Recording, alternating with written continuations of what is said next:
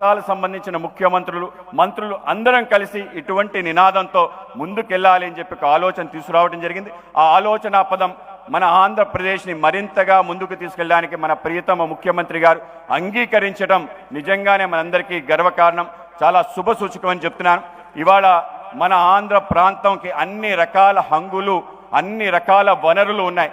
మనం ఏ రాష్ట్రంతో కూడా తీసుకోం, ఏ దేశంతో కూడా తీసుకోం. తప్పనిసరిగా వీటన్నిటినీ వినియోగించుకొని మనం ప్రాంతాన్ని వికసిత ఆంధ్ర ప్రాంతంగా మార్చాలి. 2047 కల్లా ఈ యొక్క ఆజాదీ కా అమృత కాల సమయంలో దాన్ని మనం సాధించాలి.